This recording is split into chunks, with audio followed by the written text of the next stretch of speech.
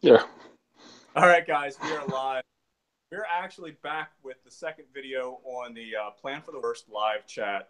We have Floody and Scott from Sterner Firearms here with us, and we kind of watched the last broadcast and wrote down some notes. I think there's a lot we can all take away from the first video, and a lot more that we can really look at and go in depth. So we were just having a conversation about documentation, birth certificates, all kinds of other stuff. Floody, you want to take it away, kind of continue where we were talking? Yeah, I was just joking around saying, mom always wants to grab the family photos, when high water comes or, when you have to leave the house. And now things are obviously a little different because of electronic files. So maybe you have all that stuff saved in on a terabyte hard drive or something like that. So you're ready to go, but having those documents, so you can, recover things and you can, prove who you are to kind of get services and stuff like that. Having your insurance cards and that kind of stuff is pretty important too. Yeah. Agreed. I think it's a no-brainer. Yeah, and the other thing that we brought up too is making sure that you have cash around. Obviously, if things go crazy, you're not going to be able to look, if electricity goes out, you're not getting to an ATM machine. You're not going to be able to withdraw any of your funds. And check's not going to mean anything if you're trying to pay for something, or get your egg milk if all the electronics are down. So make sure that you guys have some money stashed away with those documentations. Put them in those Ziploc bags and throw them in your go bag and get out. Yeah, that's a really good point.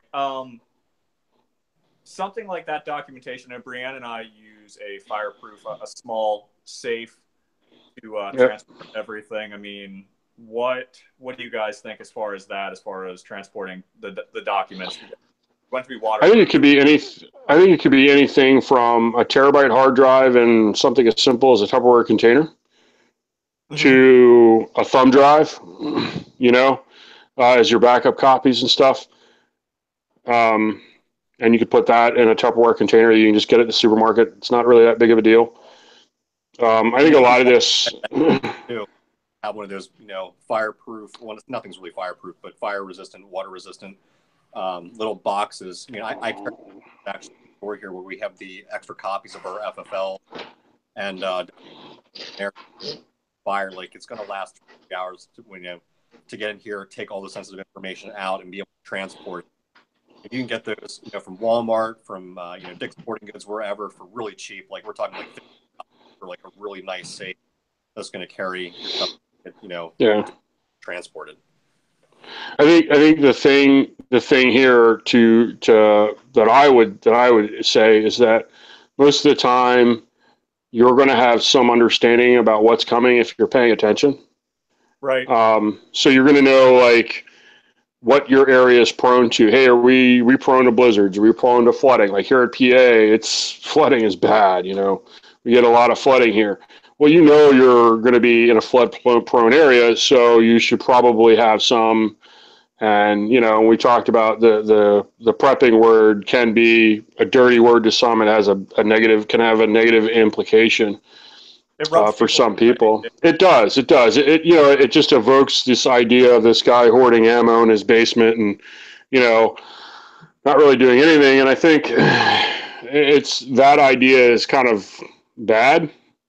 And I think it's turned some people off to just being ready for things. So I think you're going to know it's coming. Everybody down south knew Irma was coming. They knew Harvey was coming.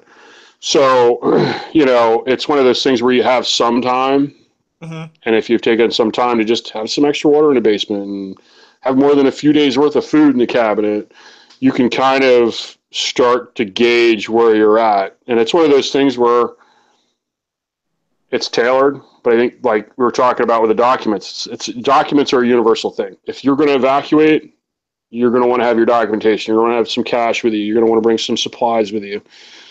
Mom's probably going to want to bring the family photos. The kids are going to want some entertainment. It's kind of thinking ahead. If you've got little kids, You know, how are you going to keep them entertained in the car for the next 6 hours while you drive to Uncle Bob's up north to get away from the storm, or, you know, something like that, you know? Yeah, that kind of raises another question too. Like I was thinking, okay, you know the hurricane's coming. You're in a floodplain, something like that. You could potentially Yep. everything. How much do you take? Like, do you get a U-Haul truck? Do you fill it up with pretty much all of your most valuable stuff and get out of it? Well, it's one of those things where, you know, it's, there's a military acronym MET-T, and one of the elements of MET-T is time. How much time do you have? You know, with the way our system is set up now, you can usually see a lot of these storms, for instance, coming way off. You know, hey, we're due for a storm and stuff. Now, in PA with the snowstorms and stuff, it can be a little harder, you know, and I know what some people who are not from the northern areas are saying, oh, well, you know, I don't, you know, why would you need to evacuate from a snowstorm? Well, if you're in the middle of a storm and you have a limb come down on your house, you're going to have to move. You're not going to last long in the north with a collapsed roof and snow coming into your house, especially if you have small kids. So, you know, it's one of those things where, you know, your time is going to dictate how much you're able to haul away. And haul away safely too. Road conditions is going to be a big thing. If you got this big loaded down box truck, you know, and you're driving through flood conditions, or you're driving through, you know, blizzard to try, because you have to leave, it's going to be a problem. That may be a bad choice. Yes, I mean, it's going to be dependent upon each individual circumstance, but always make sure you have the bare necessity minimums. And if you have more time, like, you know, with Harvey, they had, you know, a couple extra days of what was going to happen and what could happen. That gives you more time to plan, take some more extra, you know, luxuries or accoutrements, if you will. But if you know it's going to hit the fan, like, that means have the basics, have exactly what you need to survive 72 hours. And that's what you run. I would say it would always be smart to start with the life-saving stuff first. So what do you need to live? You know, food, water, that kind of stuff. Heat, if it's a cold weather environment. Heat is still a factor, even if it's something like a storm, especially up north in the fall. Weather starts dropping, you get soaking wet. It can be difficult for you to manage heat if you run out of gas. You're up north and you're trying to stay warm. You know, so start with those things first, and then critical documents and that kind of things, which really don't take up much more room. You know, obviously, I'm going to advocate for some first aid. You know, being ready. There's nothing that makes a bad situation worse like getting injured. So, you know, having some first aid, and then start going to the more luxury items and the more like, hey, you know, it'd be nice to just have this or nice to have that.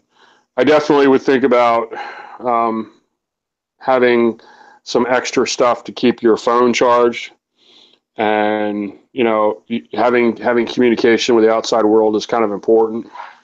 Yeah, we did talk radios. Yeah, well, I mean, and then with like solar panel things. I mean, I even got some Alpha Outpost lanterns that can be charged in the sun and just plug your, you know, smart device into it.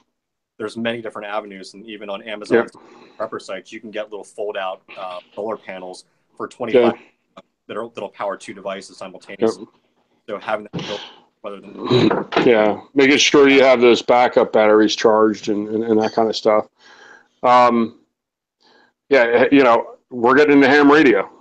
You know, and part of the reason is that, you know, it's a nice backup to have. Not to mention that it just interests me. I just think it's cool. I don't know. I always thought it was neat that there's this whole world of people talking, and you don't ever hear it unless you're, you know, you got your licensed, or you're you know, you're kind of tuned into it. So I think that's kind of cool. But also being able to talk to people, you know, locally, and, you know, there's this, I think there's a myth among some people who are really into this, where they're going to go off into the woods and they're going to, you know, survive, or they're going to do all this stuff on their own. And I don't think that's how most people are going to make it. I think most people are going to make it because you call me and say, hey, you know, I'm really jammed up. I had a limb come through my roof. You know, we we would prefer to travel the least distance possible. Could I crash on your, crash in your living room to make it through? That's typically how things are going to go. And then having that support network. Yeah, you're building a miniature network for just yeah, and having that ham radio is going to allow you to communicate with that network. Exactly. And it'll allow you to have the communication line the other way where you can actually get information. And, I know we've talked about this before, and I believe you guys might have mentioned it in the last live cast, but, when comms went down during 9/11, some of the first people to start communicating were ham radio operators. And this is pretty odd. This is one of those things where, being able to communicate and tell people like, hey, I'm in trouble is kind of pretty important. And it's cheap insurance. $25. It's a neat little hobby to get into, how much for one of those little Baofangs. Yeah, the little Baofangs are like $25, man. And the license is, I think it's 15. Okay. And you can go on ARRL, that's the American Radio something league, amateur radio league. You can go on their website and they have a listing of all the dates of when the classes are in your area and how to get the books and do all that kind of stuff. It's some technical stuff, but you don't have to learn Morse code anymore, which I was kind of surprised about. I was prepared to learn Morse code when I found out. It was pretty cool when I found out you didn't have to anymore. Yeah, they did away with that a couple years ago, but all those sites, they even have you can obviously buy the books, but a lot of these prepper groups and stuff, they'll even just post a lot of the pages to help you out with test questions. Yeah. Well, one of the things that I found really interesting that they said about, in relation to ham radios is they were saying that during an emergency, and it's actually in the regulation, in the laws that regulate ham radios, that during an emergency, you do not need a ham license to operate the ham radio. And the next question I hear some people already asking is, well, then why do I need to get the license? And my thing would be, one, it's cheap. Two, you're going to want to learn how to operate your equipment now, not during a disaster. Because something that I found is that there are a lot of repeaters in our area that people use to talk to get further range on the little HTs, the little handheld radios. But the problem that you run into is that you need to know what those frequencies are. So if you've never used it, and I would say this about anything, whether it's defending yourself with a handgun, whether it's, learning to do something, don't wait until you're freezing cold, it's pouring rain, you're tired, and you're stressed out to figure out how to operate that thing, because you're not going to do well. And that's something I've historically seen time and time again, even in little things, in the job, on my job, you'll see the guy on the side of the road, his vehicle's broken down, and he's out there trying to figure out how to change his tire in the rain. And I've seen guys do it. They just start throwing stuff, having a meltdown, wife's in the car, just sitting there watching the meltdown occur outside because they can't figure out how to operate the jack or how to get it off, get it out of the car. I've had that happen too. And it's a simple thing like, hey man, when it's sunny out and in an afternoon, just go out and figure out how to use it. It's the same thing with a ham radio. Exact same thing with a ham radio, exact same thing with anything.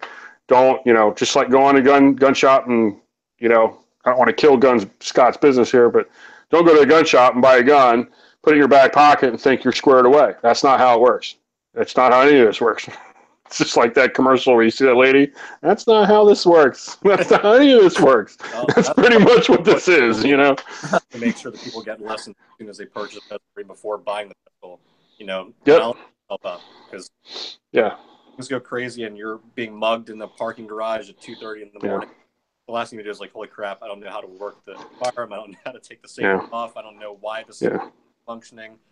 And, how do I troubleshoot this? You're not going to figure that out, especially under duress and stressful situations. Yeah. Which you have to nail it. Yeah. It's raining, it's storming, the meteors have hit, the dinosaurs are roaming the earth again. Because I'll be honest, I'm sitting here with my radio that came in, which we have to send back because the cradle's not working. But I was like, oh, great. I don't know any of this. Now I have a 55-page manual in Chinese to roughly translate to English to go through. Yeah, that's one of the problems with the Baofangs is their instructions are not good. Yeah, a little hint, but it's also perfect. I mean, I could have been that guy that just picked up the ham radio and hold on a second here. I could have been that guy to pick up the ham radio and be like, okay, well, I'm going to set it aside for the next 2 years and then go to use it. Like, holy crap, the battery doesn't work and the cradle doesn't work. Yeah, that could have been a huge detriment to me. And yeah. But to get back to, like the everyday carries, like everyday carry, pocket dump, prep, or whatever it might be, Jason, what are we using? I mean, we all have like multifaceted things for what we're doing, but what is your go-to? Like, what is your bug out, and what are you trying to accomplish with it? Well, always armed. The first thing the number one thing I'm going to put on that list is mindset and skill. And Scott, you know this, I'm really big on being educated. Read, understand. That's first, having solid knowledge base to work from is first. The next thing is obviously doing what I do for a living, always armed, always ready. Having a light source, being able to make light when there is no light is important in my book. And I know I've heard guys say, well, I got that little light on my cell phone. Yeah, you may not want to rely on that because you don't want to suck that battery. I don't want to suck the battery from my cell phone, especially as much as I'm on my phone and talking and using it to communicate. I prefer to preserve that battery as long as I can.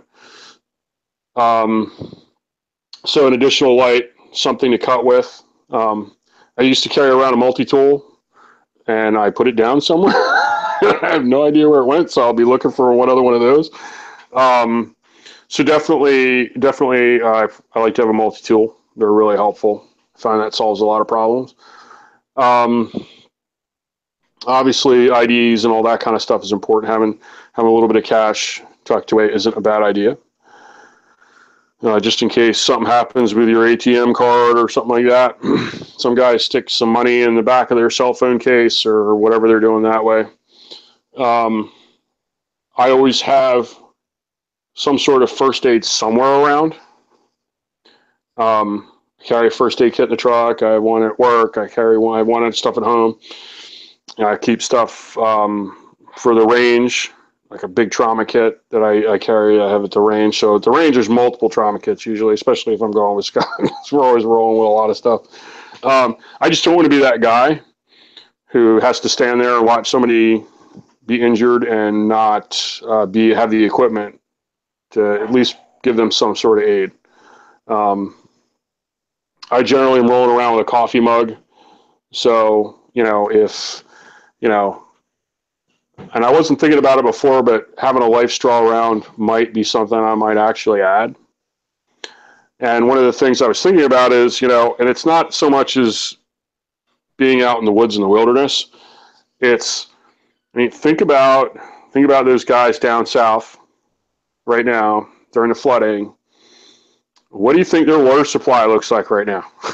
Like, you think they can just run over to a faucet and turn it on and it's going to be good water? Probably not. So having a life straw may be something I want to add, especially since we're in such a flood-prone area. And I do tend to travel some of these back roads and stuff.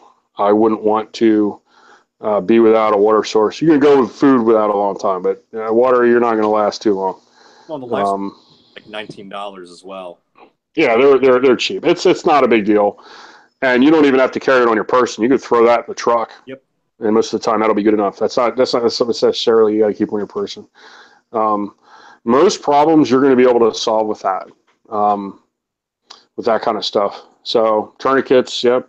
Stop bleeding, be able to treat injuries and communicate.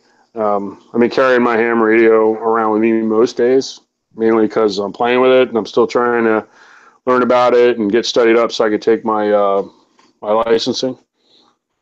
And that's what I would say is a good start, a good place.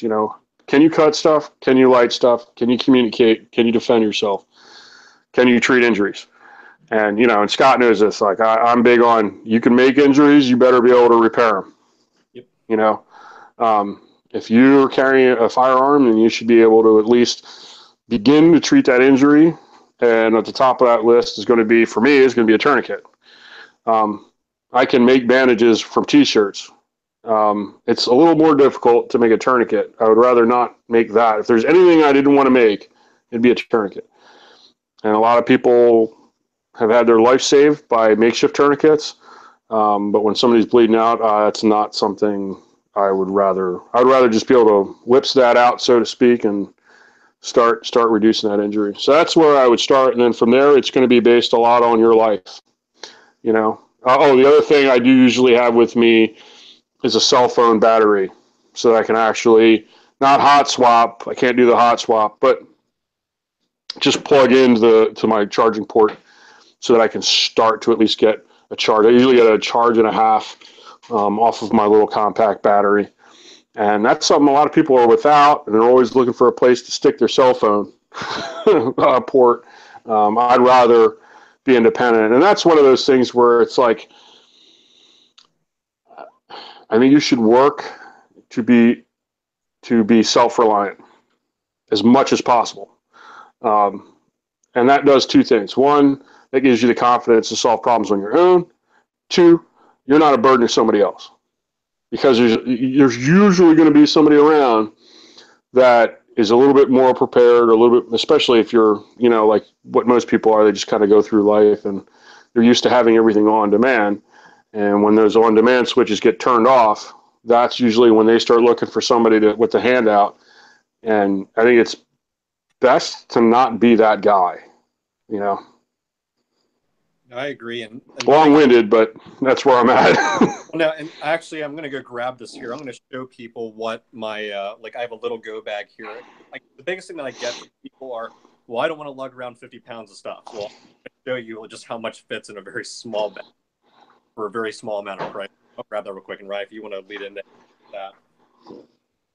I was actually just going to grab my go bag as well to kind of show off, I have just about everything, Floody was talking about, from first aid. I mean, this thing kind of get home / kind of can do it all with this. But you get your bag. Yeah. So the one thing that I do have that on was the having a little portable charger. I was able to pick one up out of like CVS, one of our local pharmacies, if you will. But I picked up two of them, one for me and one for my wife. They were $6 a piece, and they hold 2 full charges. So just going off the micro USB. So we always have one of those spare in our car just in case we need it if we need to go somewhere. But this little bag right here, I was actually showing Jason today at the store. This guy cost me $12. It's not very large. It has a little sling here, so you can do like a 1 point across your chest. But just alone in this guy, I mean, I don't have a multi-tool. I have the multi-tool in my backpack, but I got this guy right here.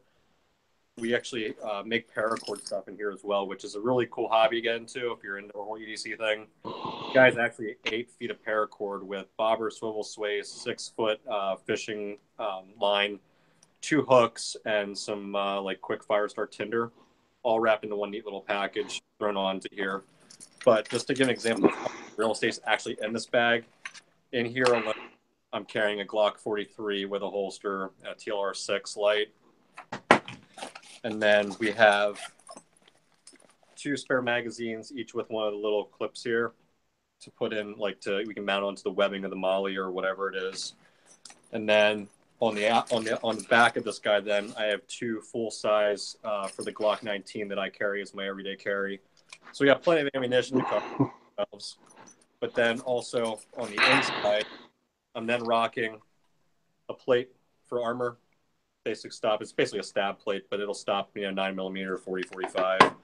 I have the trusty tourniquet that Jason was talking about as a way to stop the bleed. I have a hemostatic dressing, and then we have 2 pouches of water. I have a pen, paper, and a flashlight with a backup battery. And then I have an extra spare set of keys. I have some money tucked away in here. I have a crap load of bandages, gloves, sterilization. I have 2 thermal blankets and aspirin. I have 4 packs of those guys.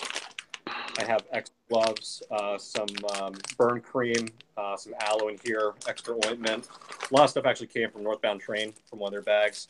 I have 4 packs of these guys, which are body warmers and hand warmers. We have sterilization, little antiseptic wipes. I have bandages. There's shears. Digging a little bit further, I have even more of these hand things. And then I actually, since I'm always at the range, I have some extra ear pro in case somebody forgets some, and they always do. And another 20 pack of bandages. So all that fits in just one little bag here. That's it. It weighs less than 5 pounds, so it's easy just to grab and go. So I think the thing is, and I've heard people say that too. And I usually carry a bag to work, and I got my laptop and all my other daily stuff in there. So it's for people who already carry a bag to go to work, it's already not a big deal. If you're used to just kind of going slick and not having a bag, that argument if that's your reason, it's kind of a lame one in my opinion. I'm not trying to call anybody out, but that is because you can spread that load out. You can put stuff in your car and keep the things that are really essential to you in your car, or have them staged, you have some at your house, some at your car, some at your work, so that you're not always carrying all this gear. It's I think some people have this notion in their mind, like that they're going to suddenly have to walk through 12 miles of wilderness to get home. No, like, how far you are from home. So how far you need to plan for. You don't need to carry all that gear with you all the time. You don't need to go like, I need 8 MREs and 50 cases of water. Like, that's not what you need on a day-to-day, So you can spread it out. You don't have to actually carry all the stuff constantly. Right. I just want to point that out because it's like, come on, guys, you don't need to do all that all the time. If you're, things, you don't need to go out there with like the, the fully supported 12-day ruck pack. That's not what, I don't think anybody here is advocating that. I'm just putting it out there because I know that that's in the back of some people's minds. I mean, there are people out there that, their schedule's always changing. I mean, mine, for one, is just today I could. Yeah, you're all over the place. Tomorrow I could be 3 hours away. So. Yeah. So what you may carry may look different than what I carry. I'm not as far. I don't have far to travel on the daily. So that's all I'm saying. And two, like, you don't have to carry it all. You can stash it in your car. Right. It's still there. You still have it available to you. Some stuff you're going to be like, I mean, obviously, given what I do for a living, I'm not going to tell you, hey, go put your gun in your car. It's not helpful to you there when you're getting mugged. Yep. 2 blocks away. Have that in your pocket. If you would decide, hey, I want a knife for self-defense, and you're trained up that way, I'm going to say, put that on your body, not in the car, because it's not going to help you in the car.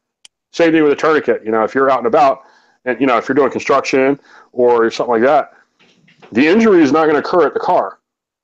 The injury is going to occur at the job site. So you might want to have it at the job site where the actual injury might occur. So thinking ahead, and I think that's where that preparedness aspect comes in, is really going to help you out and help you select what fits for what. I agree with that. And I mean, I had a person actually send a Facebook message because he caught what we did in our first one. He was like, well, what if we need to carry, like, he was going like to the ends and the extremes, like, well, because we mentioned briefly about, like little trench shovels and, tents and little things. Yeah. But he was like, do I really need to have like, like all this stuff? I'm like, no, it's like, a lot of the stuff that I carry on an everyday basis, I've acquired over time. It's not something I sat down and was like, hey, I need to buy like $500 worth of this stuff. No, absolutely not. This is stuff that I saw over time. It's like, okay, well, I can see a need for this. I have a need for this. And just slowly building a pack over time. But the biggest part is just being prepared and understanding like this might use sometime and not be like end all be all like I need to spend $10,000 on this stuff and make a bomb shelter and all this. Like I'm not proposing that you do that because I'm not a big prepper in the first place, but I like to have my essentials and like prepared for the worst case. Yeah, I think there's a fine line. I think there's a fine line. There's, from the guy that's got, 50 years of food in the basement and, wears a tin hat to the guy who doesn't think anything's ever going to happen, Yeah. And like, they're two, like, really huge, let me get a camera, really huge extremes of different personality. I think the right road is usually somewhere in the middle. The truth is somewhere in the middle. And, analyzing, looking at logically what the threats are in your region or where you are traveling to and from is the way to properly address things. And then having a plan, being prepared for those things. It's not enough to have a tourniquet, you got to know how to use it too.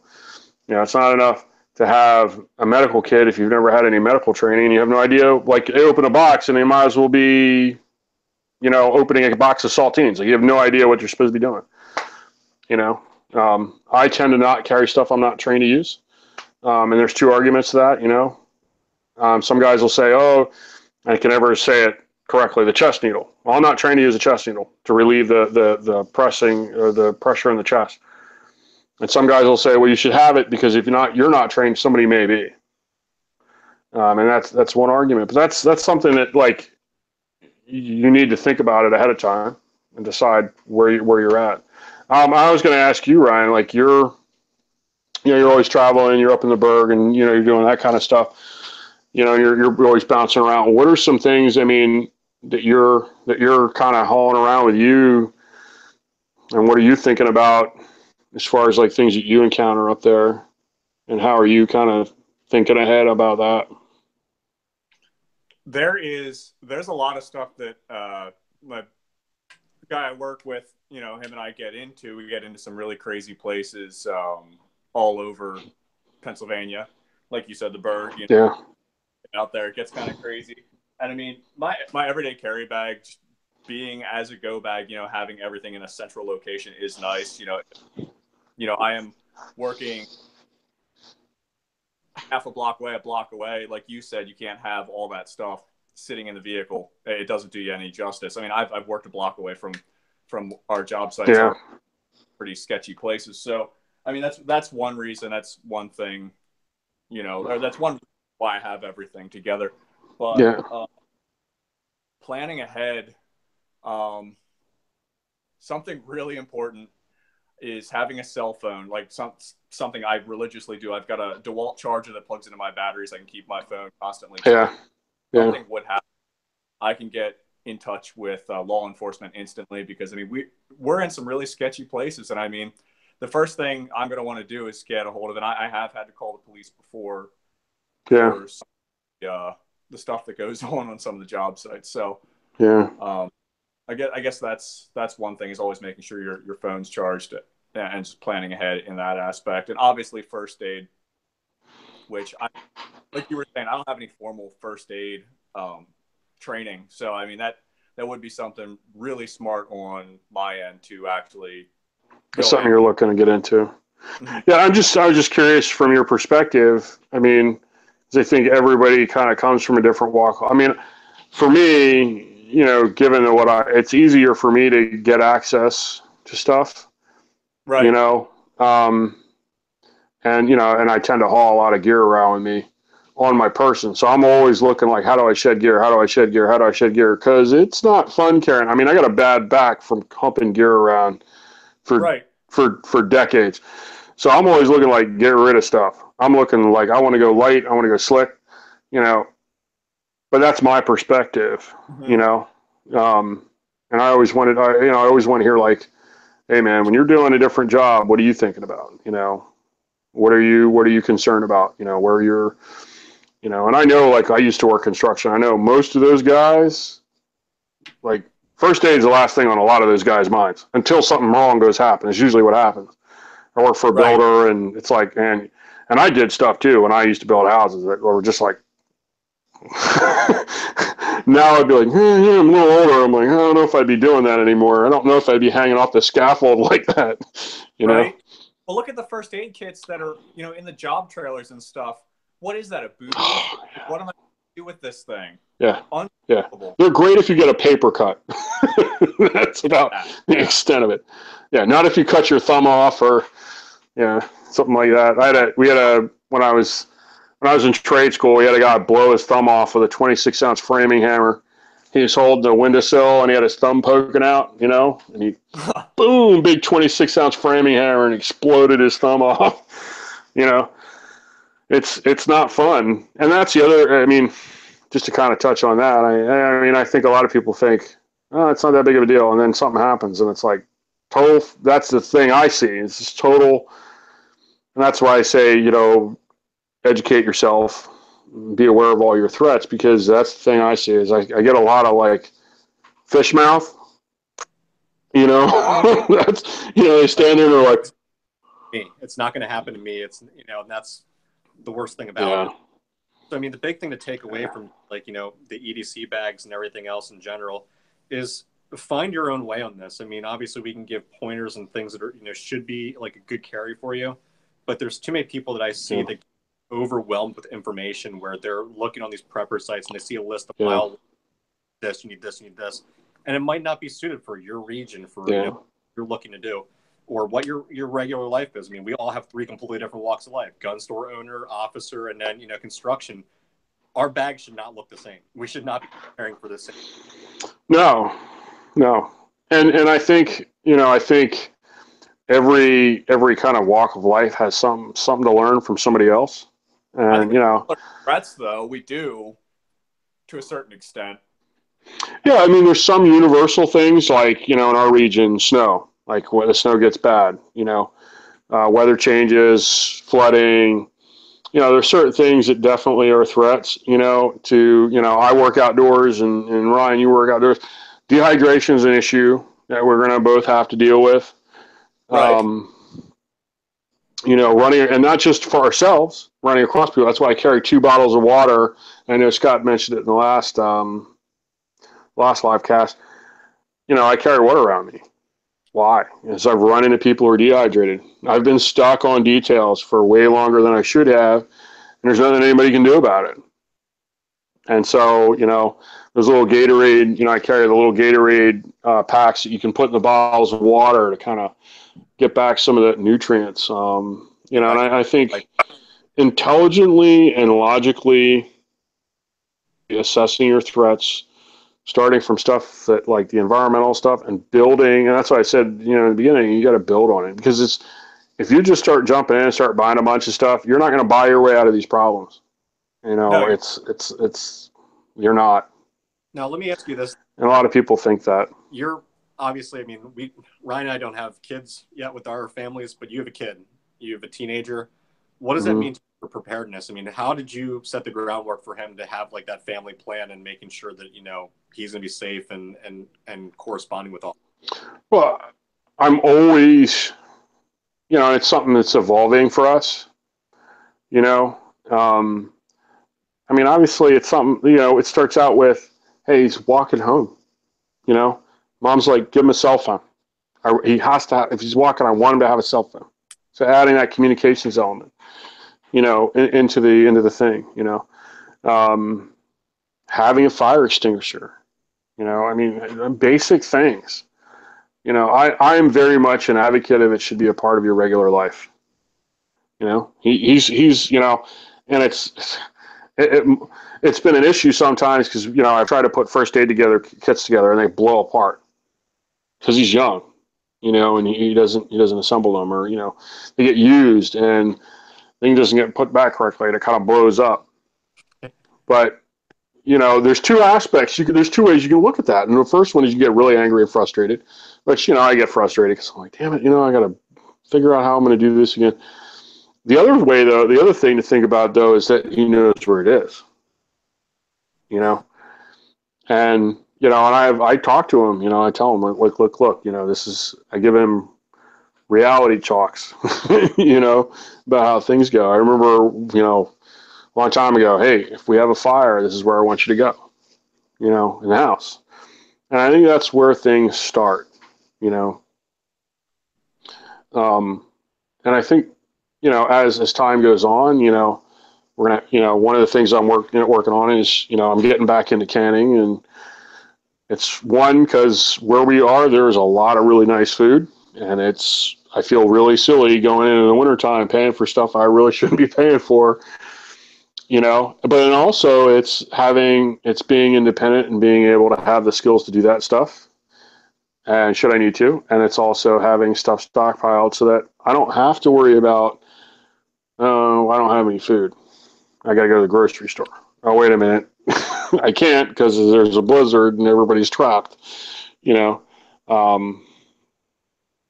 I think I'm a big advocate of just having things built in. I'm sorry, I can't hear you. I'm saying I think it's really cool that Logan gets to grow up around that. I mean, the kid's a sponge. He's always asking stuff. He is. Stuff. Yes. But I just that there's with some of the preparing and being ready for that worst is that a lot of parents don't even take the time to talk with their kids and to have a plan on where. Yeah. And that's a scary thing. And I think that just taking 15 minutes aside and saying, like, this is the way it is and this is what we need to look out for can save a lot and can help prepare kids, get them started on the right track to be more efficient. Well, and I thought about this too, because we've got a lot of things in the works kind of here, a lot of irons in the fire, so to speak. And I was thinking about a lot of things, and I think a lot of our, the people that came before us, I think this was a part of daily life. You know what I mean? I mean, they did a lot more canning, especially World War II generation. And you hear the word victory garden. That's not something people talk about a lot anymore. But I think a lot of that stuff, because of the time period, people had to do a lot of that stuff. And so they thought ahead. They used what they had, and they weren't as wasteful as we are now. We have a culture of instant. And I think that's the problem. And that makes us reliant, I think, over-reliant on things. And I think we should be independent. I think we should be able to sustain ourselves as much as we can. And that goes for, like, I would hate to have to call Scott, during an emergency and say, hey, come bail me out because I wasn't prepared. I'd hate to have to do that, And I'd like to be able to say, I'd like for him to be able to call me during a storm or something like that, and him go, hey, man, you all right? Yeah, I'm like, yeah, we're good. We got plenty of food. We're good to go, And I'd like for him to be able to say the same thing, and everybody kind of who's with this mindset to be able to say that. And then beyond that, say like Scott say, hey, man, we had a tree come in and it wiped out the pantry or whatever, and we're kind of cold and hungry, and I'd like to be able to say, hey, you got plenty of food here. Come over here. It's warm here. We got it, and I think that's the component that a lot of people miss, is that it's not just you. It's not about just being ready for you. It's about being a good citizen. I think, and I think it's something too. I think it's a lot to be said when your own government's telling you, like, hey, you might want to put some food in your house. You might want to have some water ready for yourself. And that's something that gets ignored a lot, Well, it's interesting too that you brought up the victory gardens and stuff, because going through some of this, prepping, I started looking up things about like heirloom seeds, and I saw there's just a myriad of websites that offer this multi seeds where you can get like 4,800 seeds for $15-$20, and then I sat there and like, okay, well, I'm gonna have a whole bunch of seeds in my house. How do I do this? And I started saying, for $2 you can buy these books, or for $1.50 you can print this off. And it shows you how to, the perfect time to plant the squash, perfect time to plant the cucumber, tomatoes, and what soil, this, that, and the other thing. So for basically like, $15, have all those seeds and make your own little garden and be more self-sufficient and self-sustained off the land. But like you said earlier, everyone's about the instantaneous. Everyone's about the put the work in and say, hey, in 2 months, we're going to have a really nice spread of food that we can make our own fresh salads or canning some of the stuff. Well, it's not only that, and the thing is like, and I've heard about these guys that, that are into the heirloom seeds and saying all this stuff. Well, if you don't know how to grow food, that's kind of going to be an issue for you. If you've never actually gardened before, like, and you do realize that, like, you can have all that stuff, But if you've never grown food and you don't grow food now, like say something that they think is going to happen that's going to cause them to need that happens. Yeah. One, they're not, and if they've never done it before, one, you're not going to have the skill set to actually grow the stuff. It's going to be kind of a rough start. And two, that takes time to grow. Yeah. Like if you think like, oh, I'm just going to put this in the ground and and you know, the thing is it sounds silly when we talk about it. But the reality is there's a lot of people out there who just, that never crosses their mind. Oh, I have it. And it's just like the guy who's concerned about self-defense and buys a gun and like, I'll just keep it in the cabinet. Like it's a lucky rabbit's foot. It doesn't work that way. And that's my big thing. It's like, that's not how this works. You know, it really isn't. You really, you know, if you want to say, hey, I want to have a victory garden, then you need to start growing stuff and you need to figure it out. Now, A lot of failed seeds. You're gonna kill a lot. Yeah. Yeah. But Ryan, you get some seeds there? Or is that what you're showing? Yeah, that's what I was holding up there. It's also a great way to preserve like our heritage and stuff like that. Those are some heirloom. Oh yeah. Ankle hats, chicken heart peppers. It's traditional kind of German food for here in Lancaster. And Brianne and I have been saving seeds for 4 years. A lot of the stuff that we grew this year's heirlooms from when her and I first got together. So yeah, that's cool, man. That's really cool. But it's a really awesome tradition. I'd like to, you know, say 20, 30 years from now that everything that we have is all heirlooms that her and I started dating. So that of itself is awesome. Yeah, and that's badass. I mean, yeah. You're already prepping. You know, you're keeping things alive for the future, and that's what a lot of people fail to see. That really spontaneous, and it's not. I think it's more about the skill sets and the mindset that goes along with it. Because when you work on that, the other things kind of fall in line. You know, people say, hey, you know, your opinion, what kind of gun should I get? Well, if you shoot enough, you would know the answer to that. And if you're just getting started, here, get something simple. You know what I mean? Let's not overcomplicate things. You don't need a Dan Wesson. You need a Glock. Just shoot it until the finish comes off. I will sell you a Dan Wesson. Yes. I know you will. But, you know, it's the same thing with anything, you know. You can't buy your way out of the problem. It's a skill set, and enjoy it. Mm-hmm. Integrate it in your life. That's what I would say. You know, I'm getting into canning. There's a part of me that enjoys that. I also like the food I make. I'm also a little spoiled. I mean, me and Scott had this long conversation about these jalapenos, and he was telling me about these garlic jalapenos that he can't find anymore.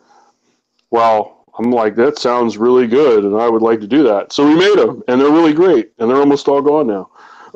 So we got to make more. But quickly.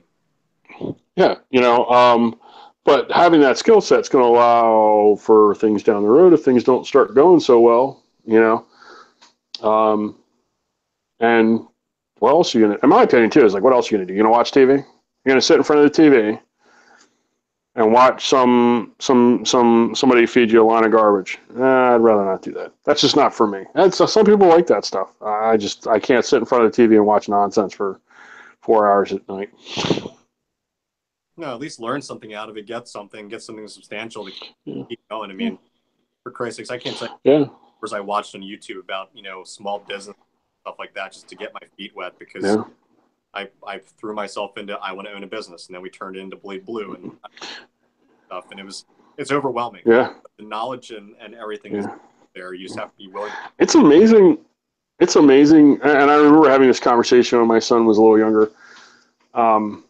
You know, I remember when I was growing up, if you wanted to learn how to do something, you had to ask somebody who knew how to do that thing.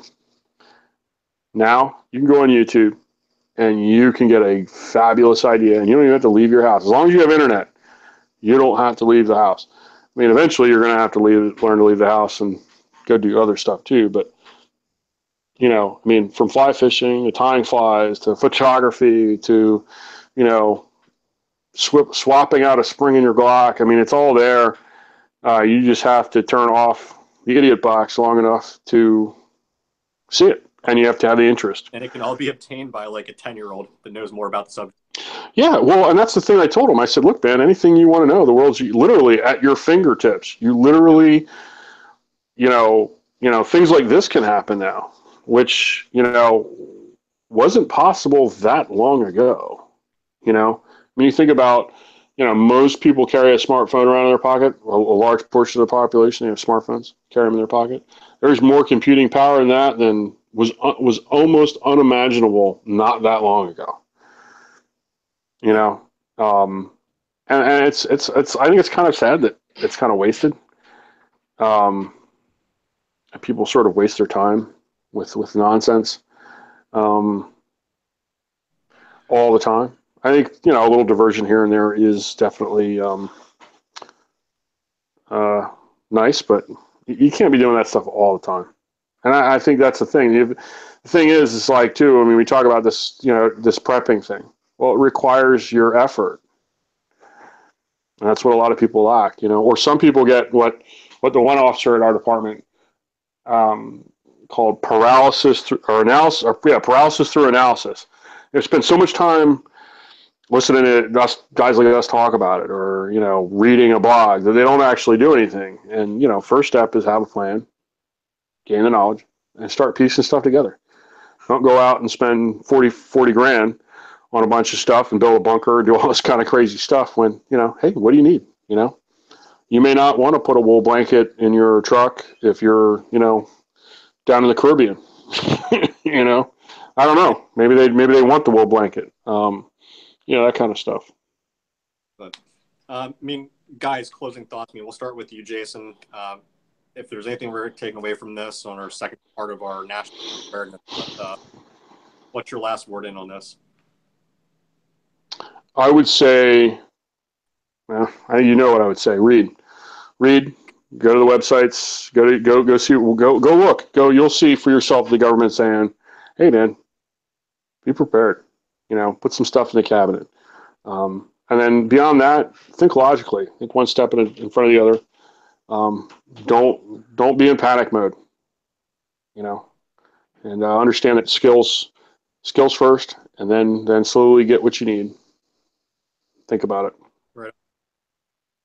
Awesome. And Ryan, closing thoughts on this, and if you want to talk about the giveaway that your channel's doing as well. Good idea. Yeah, closing thoughts on this would definitely be get your hands dirty, learn. Don't be afraid to try new stuff. I think all kind of briefly touched on that.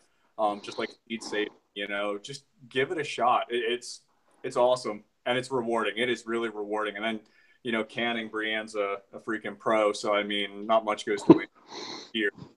Yeah. But definitely, I say get your hands dirty. And the giveaway, yes, we actually need to get you the list of people that we have. So I'll shoot that over in an email, Scott, and we can do the drawing tomorrow. So the what am I trying to say? The giveaway, it's closed. It closed on what? Sunday night? Yeah. Okay. So we'll do the drawing sometime tomorrow. I should have a half day tomorrow, so maybe we can get together and get that video posted with the link. Or we can run the video on that. That's fine. But yeah, I mean, anything else to add to that, or? That's about it. Okay. Well, closing thought for me. I mean, I'm gonna have to 100% agree with these two guys. Just learn everything that you can and prepare for what's going to happen on a daily basis. It's very rewarding to be able to learn new trades, new skills. I mean, I'm going to be doing this canning thing and the ham radio along with Jason here. So I'm very excited to do that. Something I never would have thought I would have been doing either. But then again, I never thought I'd been reloading my own ammunition and other stuff. Here I am. Never would have thought I would have been putting up, walls and stuff in my own store. But I had contractors that failed me. So then I ended up having to learn it myself, sitting with YouTube and frustrated and banging holes through drywall and screwing up horribly. But it's rewarding.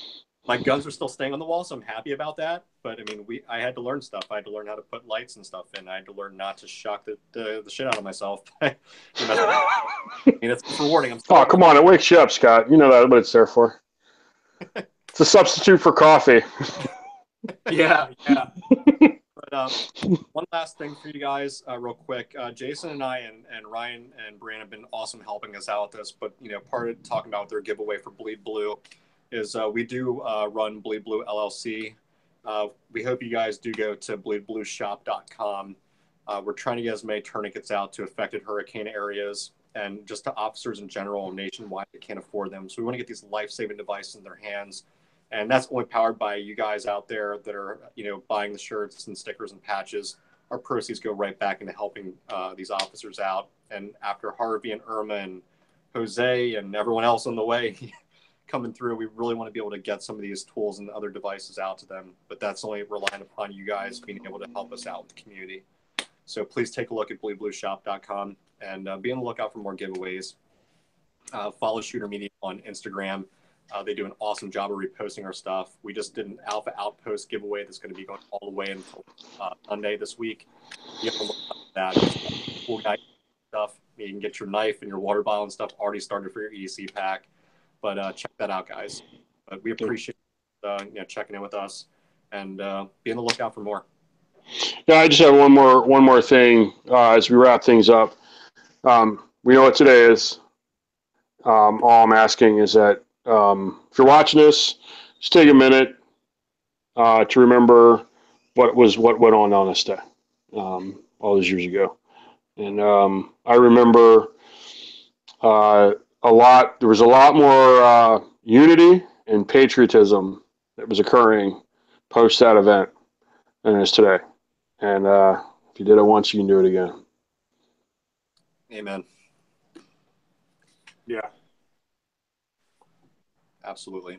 That's a good point. I mean, you're right. I mean, I remember when, and I even made a post about this. I remember when, being a police officer or firefighter or EMS, I mean, people were looking at them as heroes. That's what children want to dress up for as Halloween. There's flags all over, the Jeeps and trucks and, Yep. streets. I mean, there was a sense, and there was a sense of being an American. I really think that's fallen, Yeah. And I to reflect back, I mean, it's a shame that it took something like that for us to it took to realize it. Everyone. And then also it's a little disconcerting in how fickle we can be, and how easily it slips away. That sentiment can slip away. But I think it's important to remember that. There were a lot of people that sacrificed that day. There were a lot of rough decisions that were made that day in response to what happened. And, we post that event for quite a while. We had a different outlook on our nation and on those people that, do things on our behalf. So, yeah, we came together think about it. We came together as a community, and that falls back to prepping. We need to get back to that semblance of helping our brothers and sisters out. I mean, yeah. Well, and it's being self-reliant as much as you can, and then being ready to work as a community to resolve issues. Yeah, there's definitely strength in numbers. Yeah. It's one guy can clean a street. Two guys can clean a neighborhood. Three guys might be able to do a lot more than that. And I remember I worked at a soup kitchen as a kid, and I did those sorts of things, and it's easy to get wrapped up in what we're doing, and forget that what, you do a lot of good. One man, one woman, one human being is capable of quite a lot. Yep, absolutely. But yeah, thanks for tuning in, guys, and we'll see you next time. Take it easy. Thanks for having me. Yep. Thanks for joining us, guys.